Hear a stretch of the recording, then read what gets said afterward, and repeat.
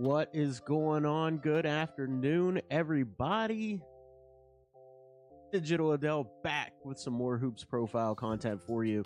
Testing out my new YouTube layout for the upcoming season. Seeing how everything's working, how it sounds, how it looks. Talking hoops. Taking questions. Hope everybody's doing well. So we're going to do a little bit different throughout the basketball season. We're still going to do the breakdowns just like I always have. But we're going to have guests on throughout the college basketball season to talk prospects with me, more of a podcast style. So we're going to do podcast style. We're going to do the Hoops profile breakdowns of film and tape. Always got to look at the film, got to look at the tape.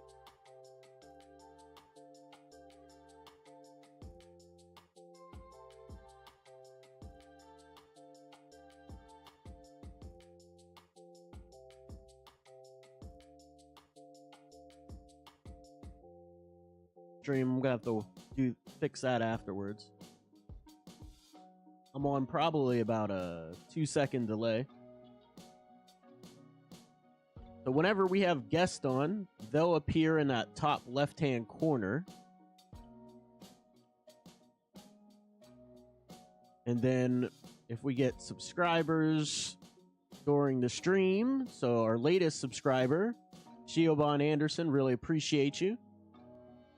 Get this nice graphic right there. Appreciate you. Got Walking Buckets Chris. Definitely appreciate you. So I'm just trying to work on getting the site cleaned up to be a little bit, the stream cleaned up to be a little more polished for you, better, more engaging content, more pleasing to look at.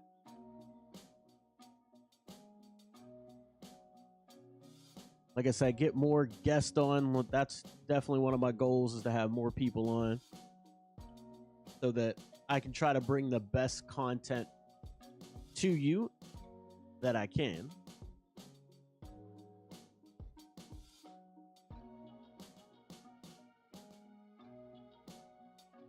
Try to get this soundboard going so we keep the memes going. The memes, man. The memes make the world go round. You suck! Memes make the world go round. Oh no! We suck again! If there's any sound that you want to hear on the meme board throughout the season too, I'm always open to recommendations of what you find funny and engaging. We'll get them on here. Let him cook! Let him cook now! What do you think, Rick James? I'm Rick James. Oh man, I can't wait, man. Draft time was phenomenal. I loved every second of the NBA draft season. Really appreciate all the support that you guys have shown. Like I said, I just wanted to hop on real quick. If we have guests on, we're going to have their sounders, not to give hints of who the special guest may be, but the Nevada bias may be strong. Pulls up, three-pointer, bang! Definitely not Mike Breen. I can assure you it's definitely not Mike Breen. I mean, I'd love to have Mike Breen on. I'd love to have Kevin Harlan on. That's a goal, man. That's a goal. We got to get Kevin Harlan on the Hoops Profile pod in the next 2 years. We got to figure out how to make that happen. I got to get in touch with his agent or something. I don't know anything about any of that. I'm just a dude. Loves basketball. Played basketball, coached basketball. But we're going to figure out a way to make it happen. Leroy Jenkins! Sometimes you just got to jump in, man. Sometimes you just got to jump in. No practice at all. I mean, listen, we talking about practice. Not a game, not a game, not a game. We talking about practice. That's what's up, man. Hey, Miami Heat Zone, thanks for stopping by. I appreciate you. Show some love in the chat, man. We're trying to get back into swinging this. I know it's a downtime for basketball, so we're probably not. People probably aren't thinking about this on their Saturday, but yeah, no, really appreciate you stopping by. So the question, if you're not in the chat, is where do the Miami Heat stack up in the East? That is a great question. Let's ponder that for a minute. Because it all depends on Jimmy Butler and his health and availability, right? If Jimmy Butler gives you a ton of empty calories, a ton of empty minutes where he's just not engaged, I mean, the Heat's a play-in team, right? But if Jimmy Butler is Jimmy Butler that we think he can be, I think they legitimately have a shot, man. The Miami Heat have a shot at still being relevant in the top four in the East if Jimmy Butler is Jimmy Butler. But he's 36 years old. Can he defy the odds of the 36-year-olds and put together, an all-star caliber season is the question. And I'm not so sure that's going to happen. So if we look at the Southeastern Conference, you have the Atlanta Hawks. The Atlanta Hawks are really in rebuilding mode, right? They're not really a contending team. They're trying to get rid of Trae Young and blow that whole thing up. So I really don't see Atlanta being contending. Charlotte, I mean, they got Brandon Miller. He's exciting. He was a former, high-level draft pick that we covered a lot on this channel. And he's got a skill set that's unique in developing. You got Lonzo Ball there. I mean, are they ready to really compete? I don't see that either.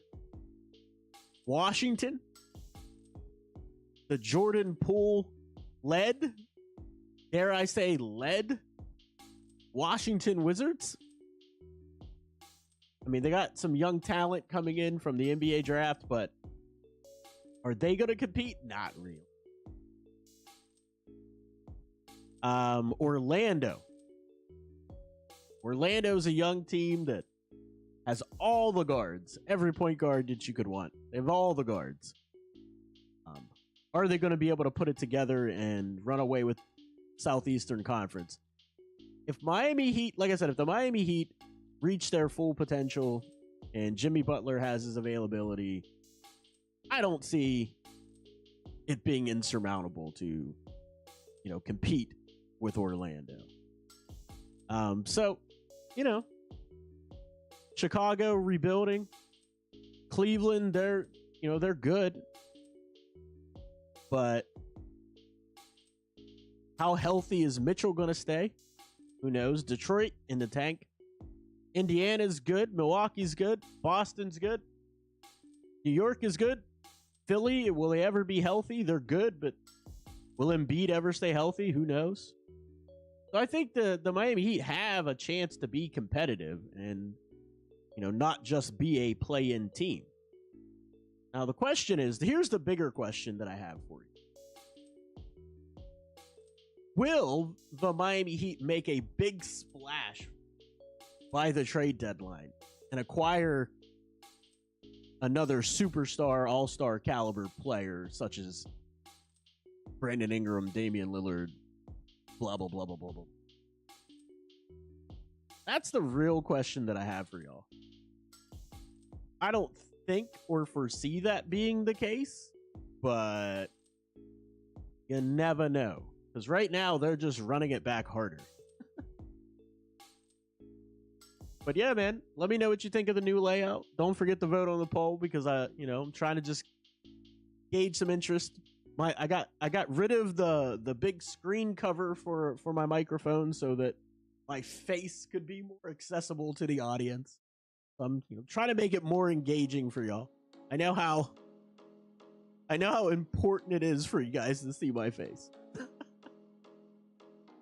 Not at all. Not at all. Not important at all. But I figured it would help with the engagement and bring you along with me. But, whenever we have guests, like I said, you'll be able to see me here. The guest will be in the top left-hand corner. Whenever we have the new subscribers, you're going to see that in the bottom left. And I think it looks kind of cool, man. I think it's cool. I think it's a fun new refresh for the channel. I think we did some nice things with that. I think I cooked with that. Let him cook. Let him cook now. Let him cook. Hey, what's up, Greg? Welcome, man. Definitely appreciate the interaction. And who do you think will start on opening night for the Miami Heat? Thanks, Greg. I really appreciate that, man. I'm digging it too, man. I like the refresh. So the opening night starters for the Miami Heat, I think it's going to be more chalk than the fans would like. You know what I mean?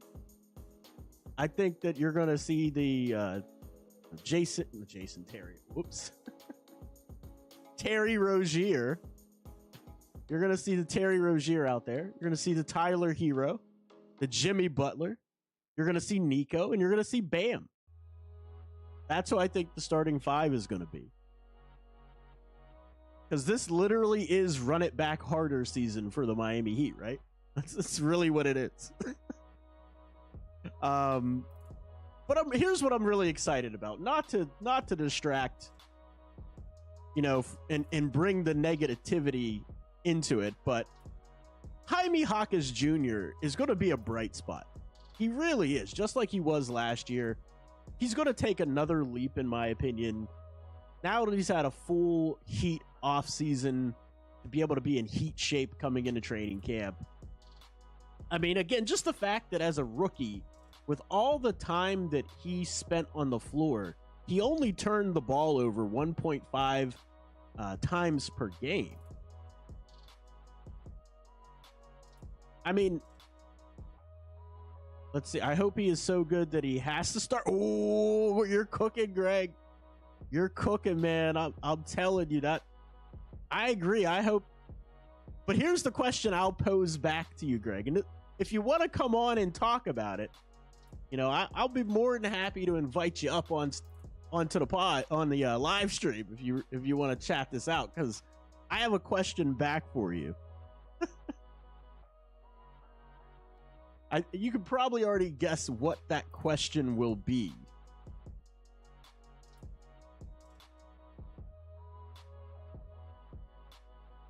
Hey, what's up, Say Less? So Jaime will have a better overall season with Hero, barring injuries. Better than Hero. That's a very high bar, though, Say Less, in regards to stats. That's exactly what it is, Greg. Who sits? Who are you sitting in that situation? If Jaime is so good that you can't keep him out of the starting lineup, is Tyler going to come off the bench and be sixth man of the year, Tyler, like he was? Will his ego allow that? I don't know, man. Or will it be time to say goodbye? Will Tyler be shipped off to who knows where? I don't know, man. It's a question, man. It's a legitimate question, because I think Jaime's taken a leap. And it's not all about numbers either. Yeah. Let me ask you this. See, this is why I said it's more of a discussion, Greg. If you take Rozier off the floor, who's handling the ball? You want Tyler to be your de facto point guard? 36-year-old Jimmy Butler, you want him taking on that brunt of the playmaking workload? I don't know, dude. That's rough. I don't know if I could do that, but I get it. It's a compelling conversation for sure.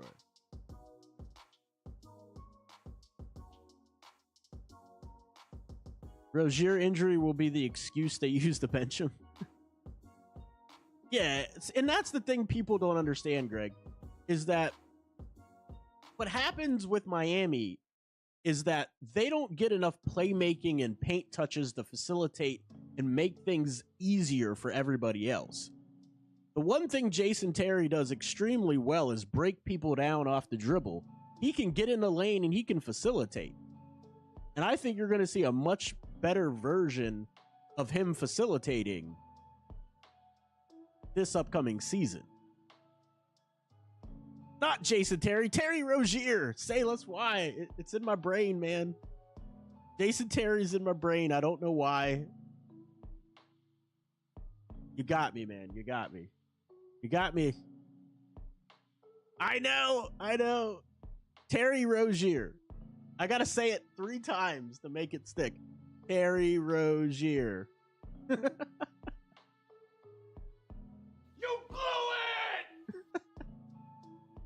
it! I'm not always this senile.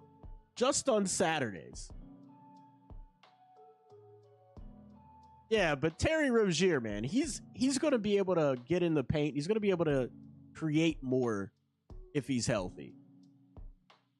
A big part of Terry's issues early on with the Miami Heat was the fact that he didn't know where to get his shots, when to facilitate, when to just take the ball and go. He was figuring all that out right before he got hurt. He was playing really well before he. Now, the other thing about Tyler Hero coming off the bench, I mean, he's a 25-5 guy. That's not a little bit of production. That's a lot of production. Can Jaime replicate that and be more efficient and be more impactful? I think so. If we're going to get the leap that I think he's going to take. If you say Terry Rozier's name 3 times, you turn into Candyman Terry. Oh, man. Do I have a Candyman sounder? I might.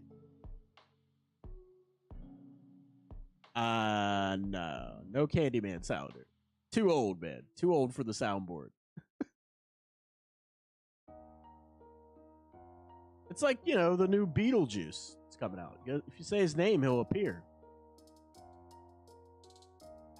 Does Tyler Hero's play lead to winning?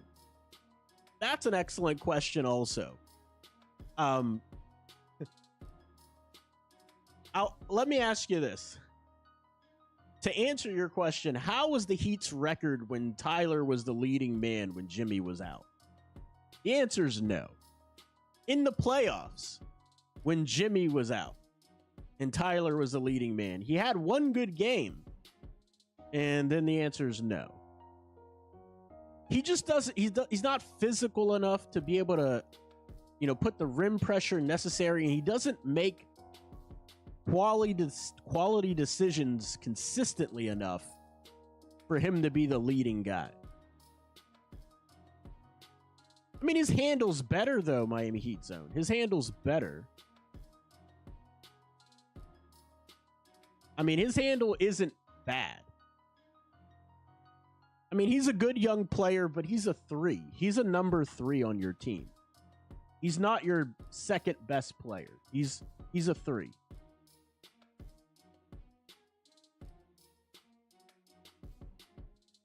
I mean, I could talk hoops all day, guys. Let's keep it rolling. I appreciate it. I appreciate everybody stopping by. Literally, this was just a test of the new format. The only thing left to test is a guest. Just making sure the guest fits in the window.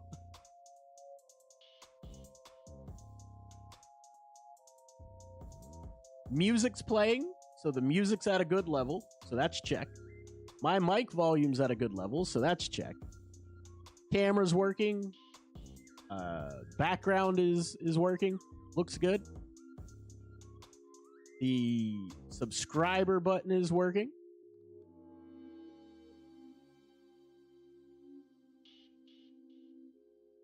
He hasn't really taken a leap at all. You're saying Tyler hasn't taken a leap? I disagree with you. I think Tyler is a much more complete player than he was from his rookie season. Tyler, again, he's a 25-5 guy. You're not just going to find 25-5 people off the street, money. He's a good player. He's a number 3, but you know, here's his stats, right? Tyler Hero last year, 20.8 points per game, 4.5 assists per game, 5.3 rebounds per game. He's a good player. Let me see if I can get some of the league leading stats up here for you, for myself real quick. Where am I at? Stats. Here we go. League leaders.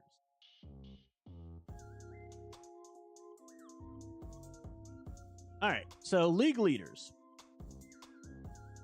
Tyler Hero, if he would have had enough games played, scores more points than Paul George, Karl Anthony Towns, Franz Wagner, Jalen Williams, Tyrese Halliburton.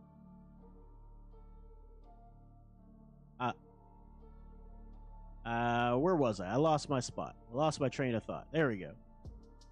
CJ McCollum.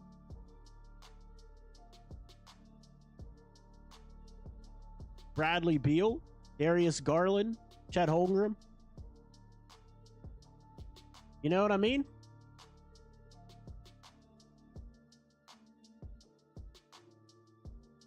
In terms of helping the Heat team when we can barely score 90 points per game, it's not all his fault, but sometimes I feel like he has to show up. I agree with you. This is what I mean. He's not impactful to winning, but he's not bad. He did take a leap, and he's your third best player. He just doesn't lead you to wins. He needs more help offensively for his game to really shine. And so it goes back to this. The Miami Heat, here, let me pull the stats up and I'll tell you exactly where they were. Give me 1 second.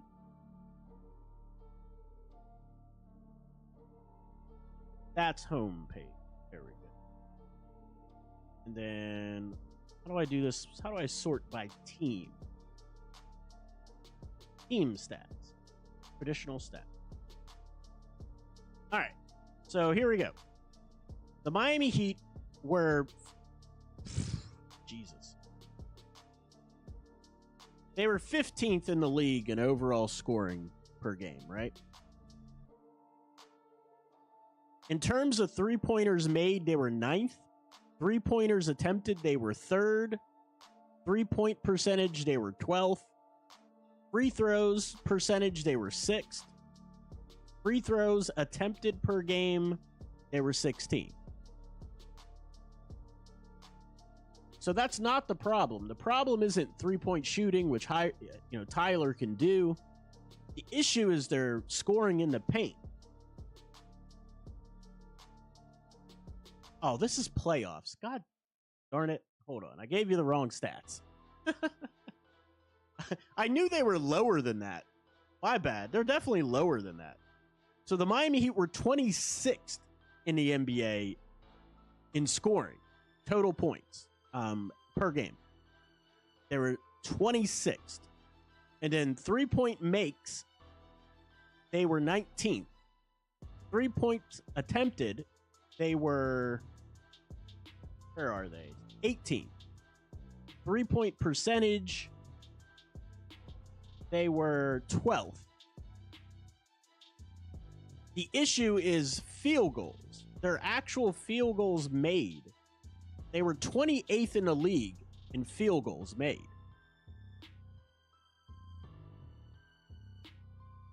They're also 28th in the league in field goals attempted. They don't have enough scoring in the paint and enough playmaking. I mean, they were 18th in the association in assists, but that's mainly because of their dribble handoff and floppy action on the perimeter. Really isn't a lot of driving kick game going on in Miami. And then in total rebounds per game, the Miami Heat were 26th. So do you see where I'm going with this? It isn't really, like you said, it isn't really Tyler's fault per se. Not good, bro.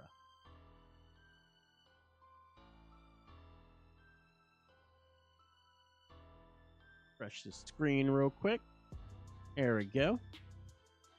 All right, so the poll so far is 100% W on the new design. I like it. Appreciate y'all. Throw my threes up. You know, whenever you make a three, you just throw your threes up. That's what I used to do. So, yeah, man, that's really all I got for today. If you have any other questions, I'll keep taking them. If you don't, we'll sign off, and that means the test was a success. And I really appreciate y'all. Don't forget to like and subscribe. But yeah, oh yeah, let me show you some of the cutscenes real quick. So when we're starting our stream, that's the starting. Of course, we got my main screen. And then if I got to take a bathroom break or something, put y'all on pause. Stream is ending. And then if I'm offline. All right, what did you say less? It's the heat, bad building, and keeping guys feeling in good grace caused the problem. I don't think that's it at all, man. I don't think that's it at all. Would you guys rather be, you know, a team that won 25 games? Because the only reason why you guys, you know, the Miami Heat are competitive every year is because they keep fielding a good team. Exactly. It was bad luck. They weren't able to get the free agents they wanted because Joe Cronin was in his feelings about Dame Lillard wanting to go to the Miami Heat. Literally, the season is completely different if they get that Dame Lillard trade. Give me 1 second. I'll be right back. I got to go answer my door.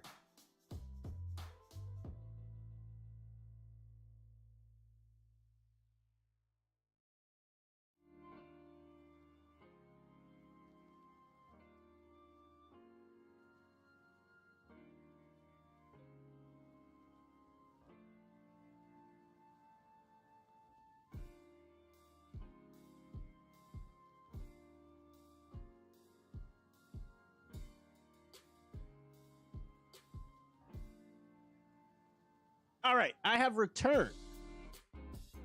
I am back like I never left. Injuries and things. Jimmy and Bam is the team. Bad luck for 5 years. I wonder what the cause is.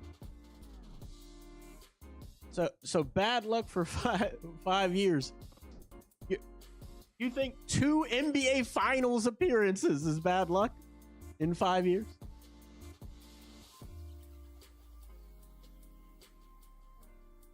I think we're spoiled. You're spoiled as Heat fans, personally. I do. I think you're spoiled as Heat fans. Everyone gets to go where they wanted to the NBA, and sent Dame left saying, can't say only Miami. Yeah, it's kind of reminiscent of the Chris Paul trade, where like Chris Paul was like, yeah, I'm going here, and the NBA was like, no, you're not.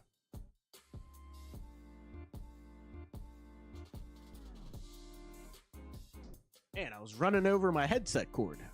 My chair. That's no bueno. Yeah, man, it's interesting. I mean, you know, the Miami Heat organization, whenever they put, you know, best conditioned, best trained, all this in the NBA, it rubs people the wrong way. I mean, I'm all for it. I love it. I love Heat culture, but I'm sure, you know, it gets under some of the other executives' skin, you know?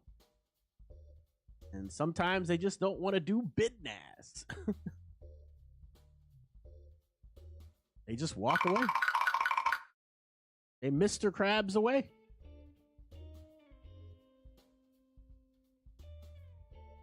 But yeah, man, I mean, I think I'm excited for the season. Personally, I am personally excited for this NBA season. I can't wait for the draft. I mean, this NBA draft season is going to be lit. I mean, you got Cooper Flagg, Dylan Harper. You got all kind of prospects. It's a deep bag. Neek Clifford went back to college, so he's going to be in this class. The big center from Duke. My Pitt Panthers are actually good.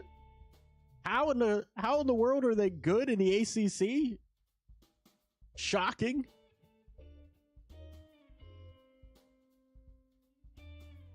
will be better than what people think, but they have to take the regular season seriously. Exactly. They definitely have to take the regular season seriously. Jimmy has to stay healthy, and if Jimmy stays healthy, I think he's going to have a great season. I really do. I think he has the potential to have a great season, but he has to stay healthy. I would love to see Kello Ware be able to supplant Kevin Love as the backup sooner rather than later. Is that going to happen? I'm skeptical. A lot of other people are all on board with Kello Ware being super impactful as Derek Lively and such, but I have my reservations. I'm excited for training camp. I mean, I need to see Isaiah Stevens take out, unfortunately for Drew Smith's spot. But I want to see Isaiah Stevens do it. I'm rooting for him. I love good point guard play. Will it impact the season? Not at all. Alec Burks is going to be in the mix come playoff time. I don't think people realize how good of a role player Alex Burks is.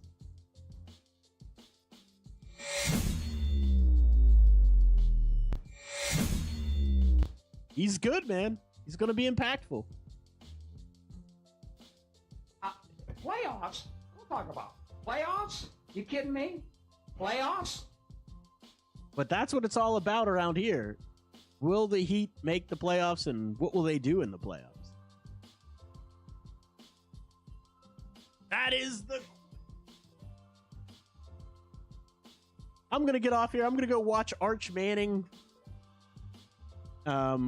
get the start for Texas. I predicted, since Arch Manning was in high school, that the Pittsburgh Steelers are going to draft him in the NFL draft. I'm all aboard this theory just so I can say that I'm right.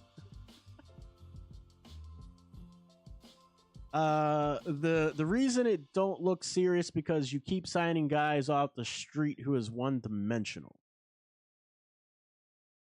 Again, I'm not really sure if that's accurate. Who are they signing off the street, dude? What guy is just like, we'll take a flyer on that guy off the street? I haven't seen that. I think you're coming with a flamethrower, man. The undrafted guys? You think Duncan Robinson's a guy off the street? You can find a Duncan Robinson at your local LA Fitness? I got news for you. 6'8" that can shoot like that isn't just coming in off the street. They do go a little far with the undrafted thing. I mean, do they? Because how would you afford Jimmy, Tyler, and Bam? They just, again, here's what you want, though. This is what you guys want. You want the Miami Heat picking in the lottery, but you don't want the season that goes along with it. You understand? That's literally what you're asking for. You're asking for the Heat to be a high lottery team. All right, so say you don't pay Tyler. What would you have gotten for Tyler? How many draft picks do you think they would have got for Tyler? What kind of player you think they would have got back for Tyler? You see what I'm saying? It's not NBA 2K. We just can't shuffle the deck.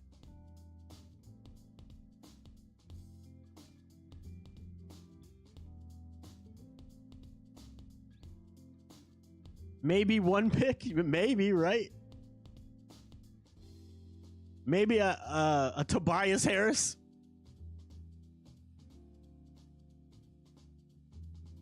They had 5 years of thinking of that. Yeah, their hands were tied. Of course, exactly. There's nothing you can do if you can't make a deal with the other GMs. You can't force GMs to trade players to you. We don't need another star, just a guy who could impact a game like Jaime. Jaimes don't grow on trees.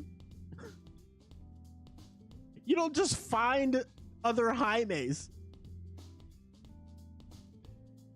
Say less, you're my guy, man. In the 5 Reasons Discord server, you're loyal to the soil when it comes to the NBA draft prospects. But bro, you can't just find Jaimes growing on trees. There's plenty of guys who can impact winning. All right, I got a challenge for you, Say Less. I got a challenge for you. Name me 5 teams that are constantly in the playoffs or right on the borderline of the playoffs that do it better than the Miami Heat. That never have super losing seasons. I need you to find me this team. I need 5 of them, please. Somebody help me out. Got to get this Texas game going. Yeah, I mean, I get that. Ideally, you know, a motivated, healthy Kyle Lowry would have been a great fit to help everybody fit into their roles, but unfortunately, Kyle didn't mix well with Heat culture. You know what I mean? Him and Heat culture were like oil and water. All right, where's this Texas game? Let's see what channel that game is on. It's on the SEC network. It's all right. I think that's on ESPN Plus.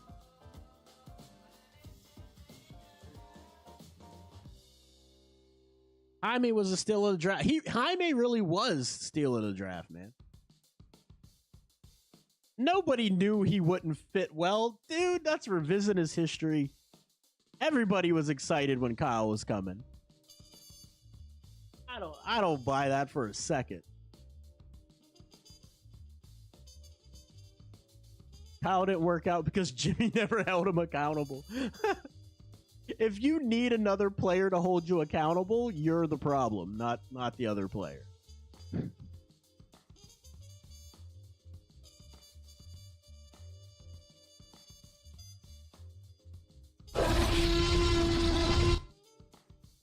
You guys are roaring. Roaring over the front office.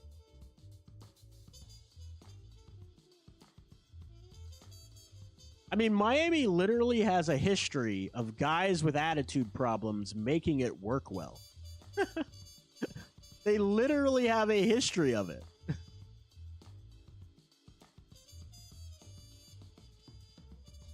Yeah, I mean, what about Jimmy, though? Jimmy made it work, huh?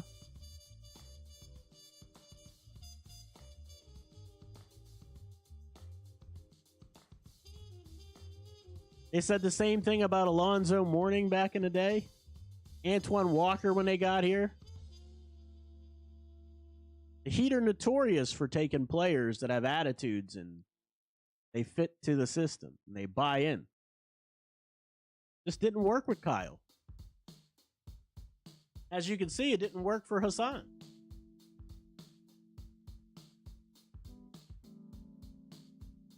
All right, y'all. Well, that is it for me today. Let me know what you think again in the comments down below. I appreciate everybody stopping by.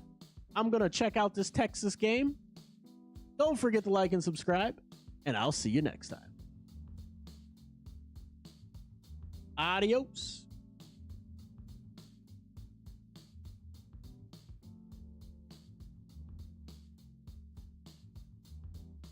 Man, I got to get better at switching to these screens.